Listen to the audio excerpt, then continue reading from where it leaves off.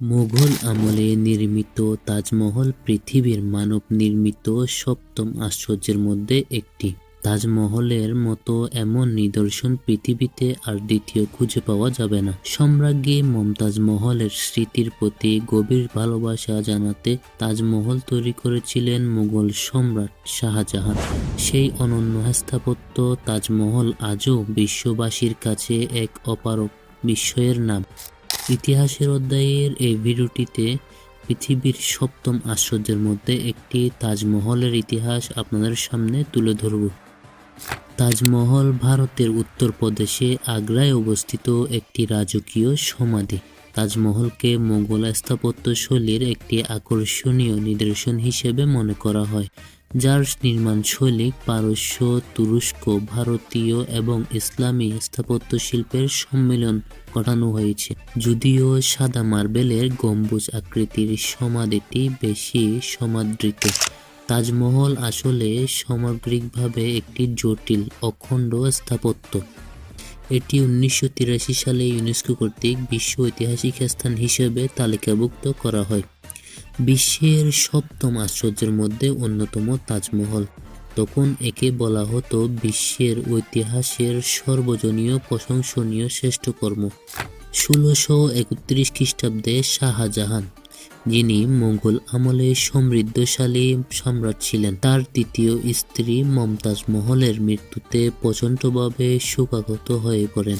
মমতাজ মহল তখন তাদের চতুর্দশ কন্যা সন্তান গৌহর বেগমের জন্ম দিতে গিয়ে মৃত্যুবরণ করেছিলেন। তাজমহলের নির্মাণ কাজ মমতাজ মহলের মৃত্যুর পর শুরু হয়। মূলত সমাধিটি সম্পূর্ণ হয় 1648 খ্রিস্টাব্দে এবং এর চারদিকে ইমারত এবং বাগান আরও 5 বছর পরে তৈরি হয়। তাজমহল তৈরি হয়েছে বিভিন্ন ঐতিহাসিক নকশার উপর, বিশেষ করে পারস্য ও মোগল স্থাপত্যের অনুসারে। নির্দিষ্ট কিছু নকশা তৈমুরি ও মোগল ইমারতের মতো হুবহু করা হয়েছে, যাদের মধ্যে তৈমুরি গুর-ই-আমির সমরকন্দের মুঘল সাম্রাজ্যের পূর্বসূরি, হুমায়ুনের মাজার, ইমাদউদ্দিনের মাজার এবং দিল্লিতে শাহজাহানের নিজের তৈরি দিল্লি জামে মসজিদ। তার পৃষ্ঠপোষকতায় মোগল ইমারত পরিমার্জনের এক নতুন স্থাপত্যে পৌঁছায়, যেখানে পূর্ববর্তী মোগল ইমারতগুলো তৈরি হয়েছিল লাল বেলে পাথরে। শাহজাহান চালু করেছিল সাদা দামি মার্বেল পাথরের প্রচলন। তাজমহল তৈরি হয়েছে সারা এশিয়ায় এবং ভারত থেকে আনা বিভিন্ন উপাদান সামগ্রী দিয়ে। নির্মাণ কাজের সময় 1000 এর বেশি হাতি ব্যবহার করা হয়েছিল নির্মাণ সামগ্রী বহন করে আনার জন্য। আলো প্রবাহী আচ্ছন্ন সাদা মার্বেল পাথর আনা হয়েছিল রাজস্থান থেকে। ইয়াসর্ব লাল, হলুদ বা বাদামি রঙের মধ্যম মানের পাথর আনা হয়েছিল পাঞ্জাব থেকে।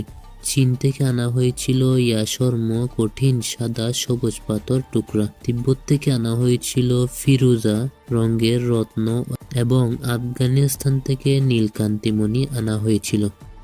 নীলমণি, উজ্জ্বল নীল রত্ন এসেছিল শ্রীলঙ্কা এবং রক্তিমা ভাব খয়েরি বা সাদা রঙের মূল্যবান পাথর এসেছিল আরব থেকে। এই 28 ধরনের মহামূল্যবান পাথর সাদা মার্বেল পাথরের উপর বসানো হয়ে রয়েছে। তাজমহল দেওয়াল ঘেরা আগ্রা শহর দক্ষিণ অংশের একটি জমিতে তৈরি করা হয়েছিল, যার মালিক ছিলেন মহারাজা জয় সিং। শাহজাহান তাকে আগ্রার মধ্যখানে একটি বিশাল প্রাসাদ দেওয়ার বিনিময়ে জমিটি নেন। তাজমহলের কাজ শুরু হয় সমাধির ভিত্তিপ্রস্তর স্থাপনের মাধ্যমে। প্রায় 3 একর জায়গাকে খনন করে তাতে আলগা মাটি ফেলা হয় নদীর ক্ষরণ কমানোর জন্য। সম্পূর্ণ এলাকাকে নদীর পাড় থেকে 50 মিটার উঁচু করার সমান করা হয়। সমাধির এলাকায় যেখানে পানি চলে আসে সেখানে পরে কুয়া খনন করা হয়েছিল, যা পরে পাথর ফেলে ভরাট করা হয়েছিল, যা ছিল সমাধির ভিত্তি স্থাপন। বাদাবাস এর বদলে রাজমিস্ত্রিরা তাদের সাধারণ ভাড়া বাঁধার নিয়মে সমাধির ভেতরে এবং বাইরে এরকম ইটের ভাড়া তৈরি করেন। ভাড়া এত বড় এবং জটিল ছিল যে তা শ্রমিকদের খুলে সরাতে প্রায় বছর লাগার কথা। উপেক্ষা অনুযায়ী শাহজাহান ঘোষণা দিয়েছিল যে কেউ ভাড়ার ইট নিয়ে যেতে পারবে। এবং এক রাতের মধ্যে কৃষক, দিনমজুর, চাষিরা ভাড়াটি সরিয়ে নিয়েছিল। 15 কিলোমিটারের একটি ঢালুর পথ তৈরি করা হয়েছিল নির্মাণের জন্য, নির্দিষ্ট স্থানে মার্বেল, পাথর ও অন্যান্য মালপত্র নেওয়ার জন্য। 20 থেকে 30টি করে শার্ট একসাথে বেঁধে বিশেষ ধরনের গরুর গাড়ি করে পাথর উঠানো হতো। পাথর উঠিয়ে ঠিক উচ্চতায় বসাতে কপিকল ব্যবহার করা হতো। গাদা এবং ষাঁড়ের দল কপিকল নাড়তে শক্তি যোগান দিত। ভিত্তি আর সমাধি নির্মাণ করতে সময় লেগেছিল প্রায় 12 বছর। পুরো এলাকায় বাকি অংশগুলো নির্মাণ করতে লেগেছিল আরও 10 বছর, মোট 22 বছর। তাজমহল কোনো এক ব্যক্তি দ্বারা নকশা করা নয়। এই ধরনের প্রকল্পে অনেক প্রতিভাধর লোকের প্রয়োজন। বিভিন্ন উৎস থেকে তাজমহল নির্মাণে কাজে যারা অংশ নিয়েছিল তাদের বিভিন্ন নাম পাওয়া যায়। পারস্য দেশীয় স্থপতি উস্তাদ ঈসা চত্বরের নকশা করার বিশেষ ভূমিকা অনেক স্থানে তার নাম পাওয়া যায়। পারস্য দেশের বেনারসের পুরো ফার্সি ভাষায় এক লেখায় তাকে তত্ত্বাবধায়ক স্থপতি হিসেবে উল্লেখ করেছে। বড় গম্বুজটি নকশা করেছিল অটোমান সাম্রাজ্য থেকে আসা ইসমাইল খান, যাকে গোরদের প্রথম নকশাকারী এবং সে যুগের একজন প্রধান গম্বুজ নির্মাতা মনে করা হয়। কাজী খান লাহোরের বাসিন্দা। বড় গম্বুজের চূড়ায় যে স্বর্ণদণ্ডটি ছিল তিনি তা গড়েছিলেন। চিরঞ্জিলাল একজন পাথর খোদাইকারক যিনি দিল্লি থেকে এসেছিলেন, প্রধান ভাস্কর্য ও মোজাইকরণ হিসেবে নেওয়া হয়েছিল। পারস্যের আমানত খান যিনি প্রধান চারুলিপিকর। মোহাম্মদ হানিফ রাজমিস্ত্রি তত্ত্বাবধায়ক ছিলেন। সিরাজ ইরান থেকে মীর করিম এবং মুকাররি খান যারা ব্যবস্থাপনা ও আর্থিক দিকগুলো সামাল দিত। তাজমহল নির্মাণে 22,000 শ্রমিকের 22 বছর সময় লেগেছিল। এর খরচে তৎকালীন আনুমানিক 22 মিলিয়ন রুপি খরচ হয়েছিল বলে ধারণা করা হয়। তাজমহল নির্মাণের কাজ শেষ হতে না হতে শাহজাহান তার পুত্র অরঙ্গজেব দ্বারা ক্ষমতাচ্যুত ও আগ্রা কেল্লায় বন্দী হন। কথিত আছে জীবনের বাকি সময়টুকু শাহজাহান আগ্রার কেল্লায় জানলা দিয়ে তাজমহল দিকে স্থির দৃষ্টিতে তাকিয়ে কাটিয়েছিলেন।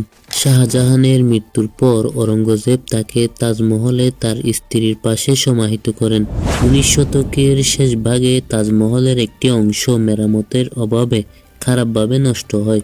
1857 সালে সিপাহী বিপ্লবের সময় ইংরেজ সৈন্যরা তাজমহলের বিকৃতি সাধন করে। 19 শতকের শেষের দিকে লর্ড কার্জন তাজমহল পুনর্নির্মাণের একটি বড় প্রকল্প হাতে নেন। প্রকল্পের কাজ 1908 সালে শেষ হয়। তিনি তাজমহলের ভেতরের মঞ্চে একটি বড় বাতি বসিয়েছিলেন। তখনই বাগানের নকশা পরিবর্তন করে ইংরেজ পার্কের মতো গড়ে তোলা হয়েছিল। তাজমহল সম্প্রতি যে হুমকির মুখে পড়েছে তা হলো যমুনা নদীর তীরে পরিবেশ দূষণ। সাথে আছে মাথুরাতে তেল পরিশোধনাগারের কারণে সৃষ্টি অ্যাসিড বৃষ্টি। 1983 সালে তাজমহলকে ইউনেস্কো বিশ্ব ঐতিহাসিক স্থাপনা হিসেবে তালিকাভুক্ত করা হয়। ইতিহাসের অধ্যায়ের এই ভিডিওটি যদি ভালো লেগে থাকে তাহলে চ্যানেলটি সাবস্ক্রাইব করে পাশে থাকার অনুরোধ রইল।